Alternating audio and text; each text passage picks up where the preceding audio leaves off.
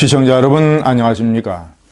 자유한국당을 빼놓고 여야 사당이 마련한 패스트 트랙 연동형 비례대표제, 이것이 만약에 강행된다면 내년 4월 총선에 엄청난 영향을 미치게 되는 것이며, 한마디로 이것은 좌파의 장기 집권 음모이자 계획이라고 할 수 있겠습니다.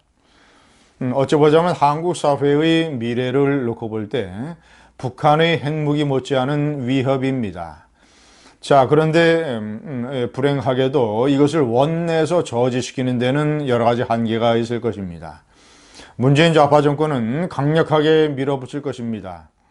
오늘 김진TV는 바른미래당의 이현주 의원, 이런 사태를 일찍이 예감을 하고, 그리고 투쟁을 지속해왔던 이현주 의원과의 긴급 전화 인터뷰를 마련했습니다. 이현주 의원은 원내 투쟁에 한계가 있으니 시민 불복종으로 이것을 저지해야 된다라고 말하고 있습니다. 이현주 의원님 안녕하십니까? 네, 안녕하세요. 어제 오늘 상당히 분주하셨을 텐데요. 네네네. 네, 김진TV 시청자들을 위해서는 제가 준비한 네. 또 제 나름대로의 질문이 있습니다. 네네네. 자, 첫째는 네. 아이러니컬하게 말씀드리면 이런 기가 막힌 사태가 초래된 데에 이현주 의원님도 책임이 있게 됐다. 왜냐, 당원권 정지를 당하지 않으셨더라면 네네네. 네. 아니 어떻게 12대 11로 됐지 않습니까? 네네네. 자, 그러면 네. 저 과반수라고 하는 것은 12대 12면 과반이 안 되기 때문에 네네네. 만약에 저 이 의원님이 참석해서 의결권을 행사하셨더라면 12대 네. 12가 됐겠죠. 네네네. 네. 그러면 바른미래당이 추인을 하지 않았을 것이고, 네네. 자, 그렇다면 결국 당에서 공식 추인 반대면 이것이 네. 진행될 수 없는 거 아니겠습니까? 어떻게 생각하십니까? 네. 네.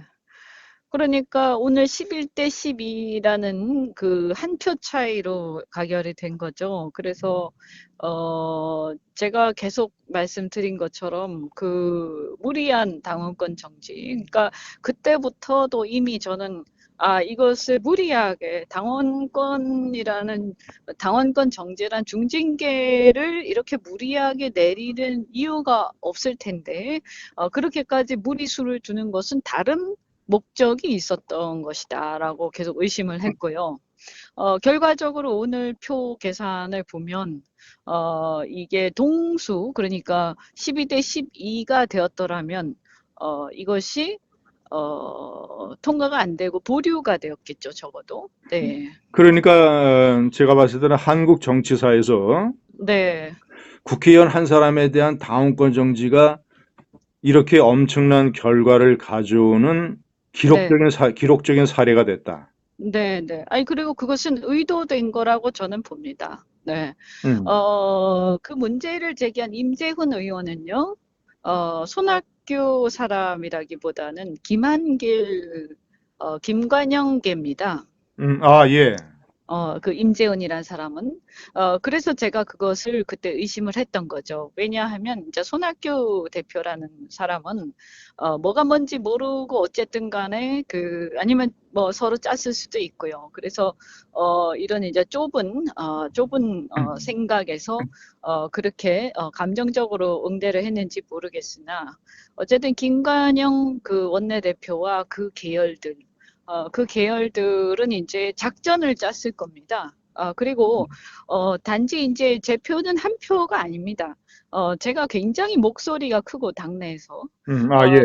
네, 그리고 분위기를 주도하는 면이 있기 때문에 설사 이제 반대하고 찬성이 비슷하다 하더라도 제가 들어가서 난리를 치면 굉장히 반대 목소리가 커지거든요.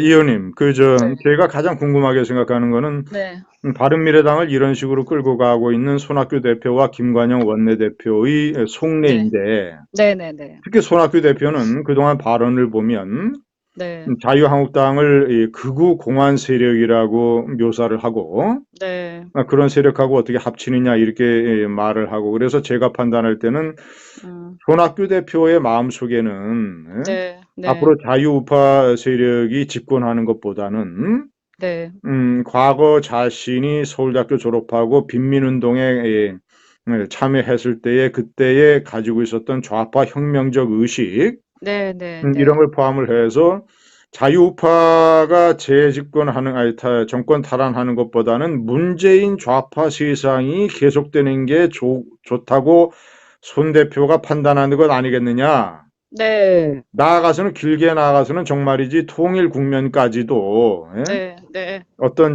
친북 북한의 우호적인 통일까지도 손 대표가 찬성하는 것 아니냐라는 의구심을 저는 가지고 있는데 네, 네. 어떻게 보십니까, 이 의원님? 네, 저는 뭐 그 지적에 일리가 있다고 생각을 합니다. 저는 86 운동권 그 밑에 세대로서 운동권 세대가 아니거든요. 그런데 제가 봤을 때 손학규라는 분은 옛날에 이 학생 운동이라든가 여러 가지 뭐 이런 좌파 운동에 굉장히 많이 빠져 있는 사람이고 그 저녁이 있는 삶이라는 것도 그 말 자체는 굉장히 멋있게 들리지만 실상은 우리나라 상황에서 실상은 그것이 정책으로 강제가 되었을 때는 매우 경제적 자유를 억압하는 수단으로 쓰이는 게 지금 사실이거든요. 우리 예, 현실이거든요. 예. 그래서 저는 그런 것들 면면들이 굉장히 위험한 생각들을 갖고 있다. 그리고 북한에 대한 부분도 마찬가지다. 보면 북한에 대해서도 이 핵을 완성해가는 이런 상황에서도 북한의 김정은 정권에 대해서 절대 나쁜 얘기를 안 하신단 말이죠. 그래서 제가 그분이 사실은 바른미래당을 창당을 주도한 것은 저고요. 그 이후에 그분이 합류를 하셨어요. 뒤늦게. 그런데 합류하는 과정에서 제가 반대를 했습니다. 왜냐하면 우리하고 정체성이 안 맞다. 우리가 예, 예. 예, 바른미래당을 창당해서 우리는 보수의 한 축이 되어서 한국당하고 궁극적으로 연대를 하든 통합을 해서 총선을 이기겠다는 전략을 가지고 출발을 하는데 그 당시 그랬었거든요, 사실은요. 예. 네, 우리가 뭐 대놓고 얘기하지는 않았지만 저는 그런 생각을 갖고 있었는데 적어도 그런데 이 손학규 등등 이 뒤늦게 합류하시는 분들은 그 생각을 공유하고 있지 않다. 그래서 이런 분들이 뒤늦게 합류했을 때는 문제가 생길 수밖에 없다라고 제가 굉장히 강력하게 주장을 하고 안철수 대표한테 문제 제기를 했는데 그 당시에 제 생각을 반박하면서 뒤늦게 합류하는 그분들을 적극적으로 받아야 된다고 한 사람이 바로 김관영이었습니다. 예, 예. 네. 그런데 이제 안타깝게도 안철수 대표는 당시에 보면 정체성이나 정치 철학을 중요하게 생각하지 않았고요. 예, 어 예. 그리고 심지어는 제가 볼 때는 이제 말하자면 이제 젊은 리더로 떠오르는 저라든가 그다음에 또 자기하고 조금 이제 또 다른 계에 있는 한쪽 반대편의 유승민계라든가 이런 쪽을 견제를 하기 위해서 그분들의 뒤늦은 합류가 필요하다고 그렇게 말씀을 하셨어요. 그런 예, 예. 어떤 태도를 보이셨어요. 저는 그렇게 음, 판단을 하고요.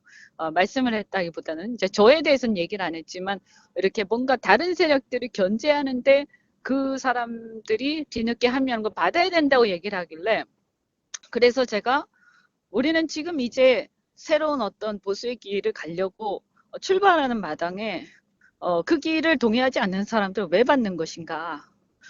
그 아, 생각이 완전히 시작부터 잘못됐다라고 제가 화를 내면서 그때부터 제가 사실은 바른미래당 창당을 굉장히 적극적으로 추진하다가 아마 초반에 잠깐 제가 참여를 하다가 당무에 거의 손을 뗐습니다, 이 사실은. 의원님, 결과적으로 보자면 안철수 전 대표가 이 네. 이념, 우파냐 좌파냐라는 이념의 무서움을 잘 몰랐던 것 아닙니까? 또는 뭐, 순진했던 것 네. 아닙니까? 순진한 건지요, 아니면 뭐, 어쨌든 그 당시 이미 정치를 좀 한 상태였는데, 지금 와서 보면 그 정치 철학의 부재가, 우리 이 바른미래당의 향방에 미친 영향은 엄청났다. 결국에는 그 당시에 제가 주장했던, 이렇게 가면 당이 망할 것이다. 라고 했던 것이 맞았던 거고요. 아, 예. 그리고 더 나아가서는 바른미래당이 망하는 게 문제가 아니고 저는 지금 한국 정치 구도에 엄청난 악영향을 끼치고 아, 있다고 그렇습니다. 생각합니다. 내년 4월 총선 때 어떻게 되느냐에 따라서 네, 바른미래당이 망하는 것뿐만 아니라 이 자유우파 세력, 네, 나아가서는 저 자유 대한민국의 운명에 맞습니다. 치명적인 영향이 발생할 수가 있는데, 예를 들어서 말이죠. 네, 손학규 대표가 계속 본인의 속내는 좌파면서도 예? 네, 중도 네. 정당을 표방을 해서 바른미래당을 그대로 가지고 간단 말입니다. 예를 들어서. 그러면 큰일이죠, 그러면 그러면. 내년 4월 총선에서 바른미래당이 서울과 수도권에서 대거 공천을 하게 되면 네, 수백 표 내지는 천 표, 이천 표로 당락이 갈리는 곳이 많은데, 네, 그러면 결국은 중도를 표방하기 때문에 우파 분열로 올 수밖에 없거든요. 네, 네, 네, 그러면 네, 정말이지 혹자들이 우려하는 대로 만약에 개헌 가능성 200석이 넘어 돼버리면 예? 네, 네. 뭐 낮은 단계든 높은 단계든 연방 대통령도 가능한 거 아닙니까? 어떻게 생각하십니까? 예. 그래서 제가 이렇게 막 대놓고 사실, 손학규 대표나 이런 분들하고 각을 세우면서 싸워왔던 이유가 바로 그런 것입니다. 저는 애초에 그때 합당할 때, 뒤늦게 합류하는 사람들이 계속하는 말들과 그들이 이 당의 노선에 미치는 악영향에 대해서 제가 매우 심각하게 생각을 해왔고, 문제 제기를 해왔고요. 제가 보는 관점은 바로 지적하신 것처럼, 이렇게 되었을 때, 우리의 처음에 창당할 때 의도와는 달리 이들에 의해서 바른미래당이 결정적으로 대한민국의 노선을 이상한 쪽으로 끌고 갈 수 있는 어떤 계륵과 같은 역할을 할 가능성이 매우 높다. 음, 그렇다면 이런 것을 끊임없이 지적을 하고 나는 안에서 아, 그리고 예. 이중대라는 얘기를 계속할 수밖에 없다. 그래서 만약에 우리가 이 당을 갖다가 뭐 깨든 원상복귀 시키든 아니면 보수파들이 장악을 하든 이렇게 하지 못하는 한 결국은 제가 볼 때는 국민들한테 여기는 이중대 당이다라는 것을 깊이 인식시키는 것밖에는 별 수가 없겠구나. 그래서 그런 문제의식을 가지고 제가 일부러 그런 어떤 그 용어들을 굉장히 좀 강하게 써왔던 거죠. 네. 의원님 이제 좌파 이중대 또는 기력이라는 표현을 쓰셨지만, 음, 음. 동시에 또 하나 가능한 표현이 제가 봤을 때는 결국은 순진한 이 안철수라고 하는 이 목장 주인이 네. 이 우리의 문을 열어서 음, 음. 좌파 늑대 내지는 좌파 하이에나가 우리 속에 들어오는 것을 방치한 것 아닙니까? 결과적으로 그런 것이죠. 그래서 제가 그때 강력하게 반대를 해왔던 거고요.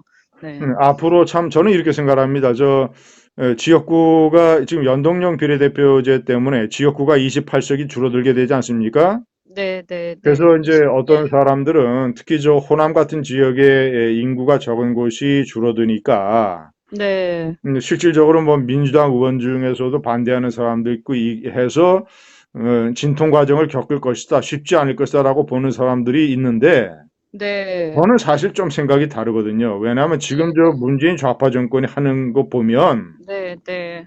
이거는 어떻게 쉽게 될지 얘기하면 모릅니다. 솔직히 말씀드려서. 독심을 품고 거의 좌파 장기 집권 내지는 좌파 영구 집권의 중요한 네. 토대를 만들기 위해서 가는 것이거든요. 네, 네, 네, 그러면 네. 저는 어떤 수를 써서라도 예를 들어서 낙하산 인사를 통해서 지역구가 없어지는 국회의원이 안 되는 사람들 전부 낙하산 인사로 자리 하나씩 다 마련해 주고 네. 그런 식으로 회유, 협박, 압박해서 무조건 저는 이거를 통과시킬 각오를 지금 문재인 좌파 정권이 하고 있다. 예? 네. 그럴 수도 있습니다. 그렇죠. 네. 그래서 네, 네, 앞으로 네. 이거 대처하는 데 있어서 가장 중요한 게 네. 어떤 걸까요?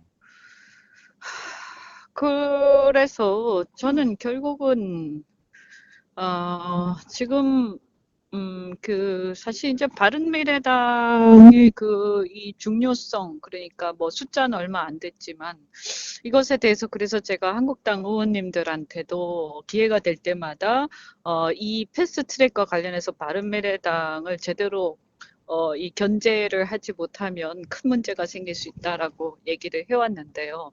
음, 결과적으로는 어떻게 보면 제가 어제도 얘기를 했습니다만 한국당이 좀 안이했다라는 얘기를 안 할 수가 없거든요. 네. 아, 예, 예, 예. 네네. 이 과정에서요. 그리고 이제 결국은, 지금 그 정상적인 저는 국회 의정 활동을 통해서 우리가 이런 것을 처리해서 막을 수가 있느냐. 음? 음. 그리고 이것을 막는다는 것이 과연 가능하냐. 그리고 만약 오늘 우리 당의 의총하고 비슷한 거죠. 우리 그 반대를 하는 세력들이 의총을 통해서 막을 수 있을 거라고 생각하고 표결에 응한 것 같은데 아, 예, 예. 예, 제가 사실은 오늘 아침에 몇 분과 통화를 하면서 저는 들어갈 수가 없기 때문에요. 예. 제가 당부를 한 게 뭐였냐, 부탁을 드린 게 표결 자체를 하면 안 된다. 응? 아, 예. 예, 왜냐하면 그들은 이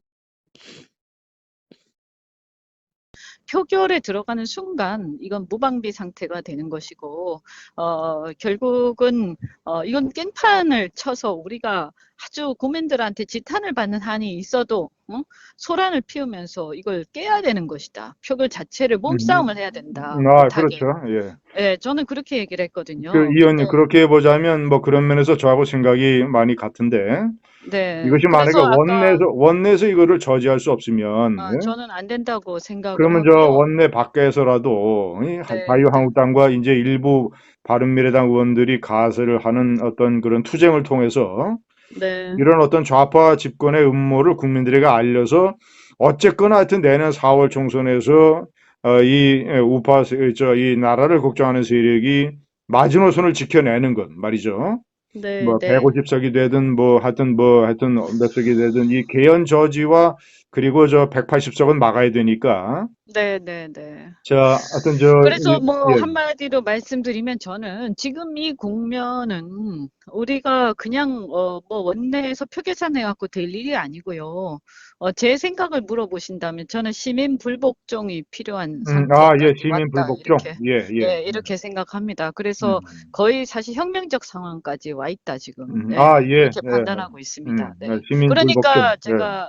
제가 이렇게까지 사실 어떻게 보면 온갖 소동을 일으키면서 이제 제가 막으려고 애쓰고 하는 이유들이 그만큼 이게 절박하다고 느끼는 거고 단순히 바른미래당의 문제도 아니고 그냥 표결의 문제도 아니고 선거법만의 문제도 아닙니다. 저는 이것이 엄청나게 중요한 문제다. 그리고 제가 그 페이스북에도 썼지만 이 반문과 친문의 구도는 숫자로 보자면 반문이 3이고 친문이 두 개 당이란 말이에요. 예. 그런데 이것을 통해서 전선을 어떻게 갈랐느냐. 소위 말해서 문재인과 그 주변 이중대들이 함께하는 네 개 당과 그것에 저항하는 한 개 당의 구도로 바꿔버린 겁니다. 아, 예, 예, 예. 예, 그래서 구도가 4대 1이라는 매우 저 2대 3이 아니라 4대 1이 돼버린 어처구니 없는 상황이기 그렇죠. 때문에 예. 그, 이거는 사실은 아무것도 자기들이 열심히 뭔가 잘한 거 없이 일시에 이제 그 프레임 자체를 바꿔버린 거라서 이거는 음. 그냥 정상적으로 해갖고 그냥 열심히 조금씩 열심히 해서 이기자 이거는 안 됩니다. 이건 자, 그러면 대단한 각오를 하지 말씀하신 않으면 대로 시민 불복종을 통해서 시민과 국민이 가세해서 4대 4로 만들어야 되겠습니다. 네네. 네네. 예, 그렇게 해야 이영준, 된다고 저는 예. 봅니다. 네. 명쾌한 개념 감사합니다. 좋은 말씀 감사합니다. 네, 고맙습니다.